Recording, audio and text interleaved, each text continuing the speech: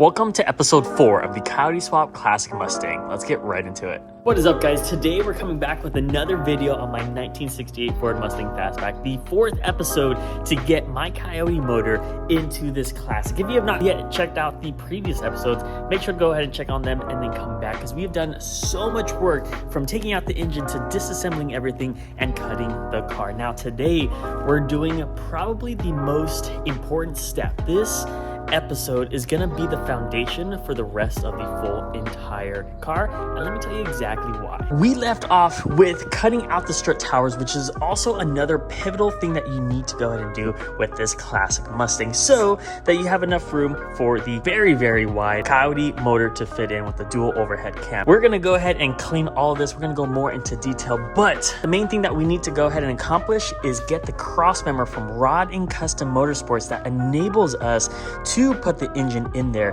When this is on, honestly, it's all downhill from there. We got suspension, we got the engine, and then essentially we could fire her up. Now, of course, there's a lot more to it, but that's basically, long story short, of what we need to get this Coyote engine in here. So let's go ahead and look over the instructions from Rod and Custom Motorsports that shows detailed instructions on exactly how to do this.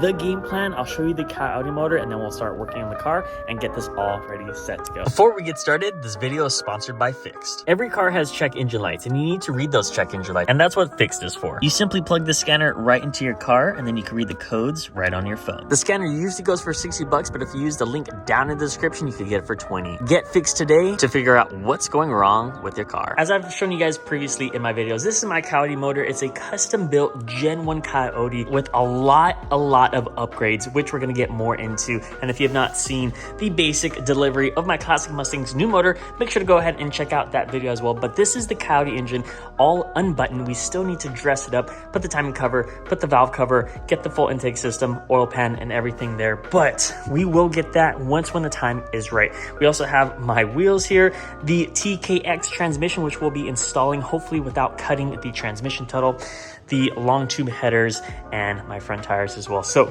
this is going to be such a cool project. I cannot wait to finish. I have a big problem here, and this is very common with classic Mustangs, and that is rust. So taking off the strut tower brace, we were encountered with a big old rust spot on the driver's end, and then somewhat of a big spot on the passenger end as well. Bryce is going to be on his way, but basically we need to patch this up, clean the sides off, sand it, weld on a new bracket so that it is just all metal and we can get rid of this rust. When that is done, the Rod and Custom Motorsport cross member will be able to be installed, and then from there again, it's all downhill. Rod and Custom also provides step-by-step instructions, which is really cool. We're gonna have to measure out the full frame and get the cross member snug, because when it's on there for good. So we're gonna measure twice, weld once, and that is gonna be the game plan. But in addition, we also do have some more step-by-step instructions that's gonna guide us through the full way to get this installed. Basically, this is going to be what it's gonna look like as pictured previously. So you got the frame rails, which is gonna be those two frame rails right there. Then we got these 90-degree attachments, which is gonna be right here.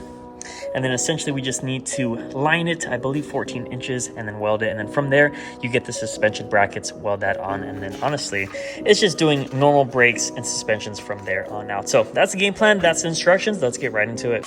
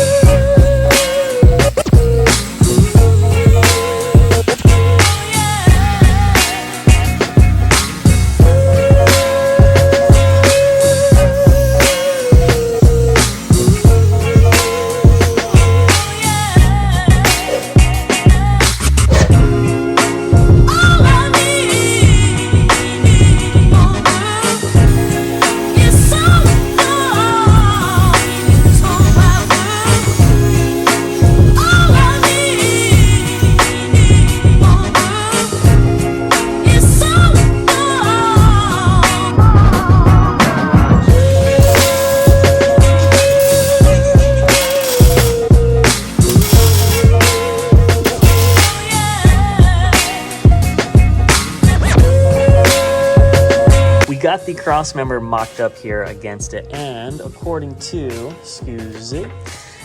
Rod and Customs, we're basically 12 inches to the center of the line. Of course, we're gonna measure twice before we actually weld it on. We're gonna actually tack weld, or Bryce is gonna tack weld this on. Once when we get that on, we're gonna measure one more time, and then once when we double check our measurements, go ahead and weld this on. But so far, this is looking good. No more rust, all covered up. She's ready to be installed. So let's go ahead and finish up this work. Shout out to Rod and Customs, shout out to Bryce, awesome work. Also making sure we have everything tacked in, making sure that the measurements are good to go. The balance is literally on the perfect end right here. So we got perfect balance. The chassis has not twisted or bent in any way. Looks like we should be good to go.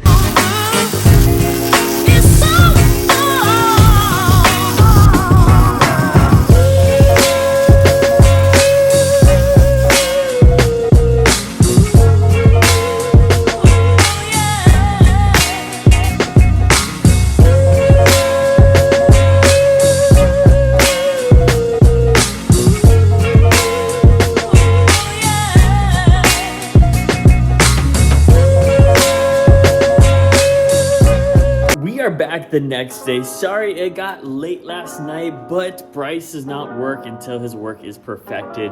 You guys have seen the shots, you guys have seen the welding. Now I want to show you guys it in broad daylight, and my oh my, these welds are perfect. We finally have the Rod and Customs cross member mounted in, which is going to give us the ability to do so much more and expedite this project. But I want to go ahead and show you guys that balance though, right in the middle from this. It is leveled, it is perfect. That was one of the things that I was kind of nervous about, was if my chassis was going to be twisted or if we were going to install it incorrectly. But no, we did that a-okay, and that is perfect there and perfect there. But that's not why we are here. Let's give a round of applause by smashing the like button for Bryce here with these amazing welds. This is a TIG weld.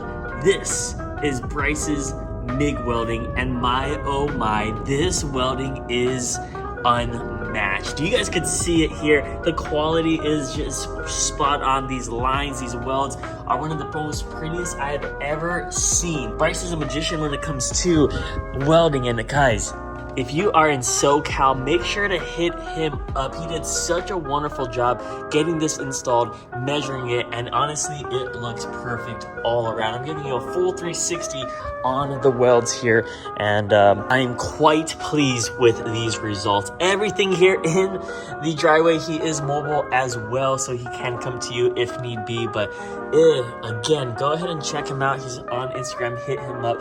Tell him Nate Ryder sent you, and he is the man when it comes to welding. But these things are absolutely beautiful. Now that we've checked the balancing, let's just double check the measurements, even though technically it's already too late. But I want to show you guys this full thing. And as you guys can see, measurement is perfect. We are at the 1 foot mark from the Rod and Customs crossmember here. We could not be more spot on to this welding and positioning. And here's the reference once more. We got that vertical line, 12 inches from the start of the cross member, 14 from the center of the cross member.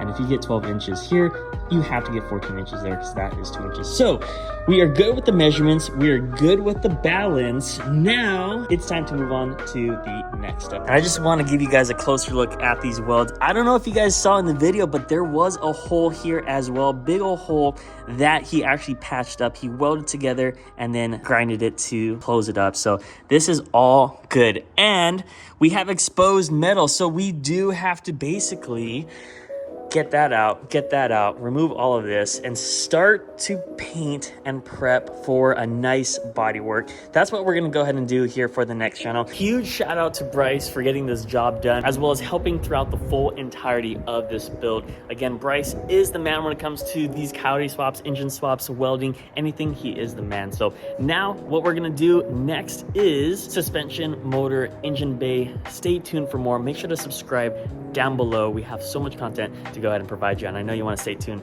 with this full build. So thank you guys so much. That's pretty much it for the day. Rod and Customs, shout out to Bryce as well. Shout out to you for watching the video and supporting. I will see you guys on the next one. Deuces.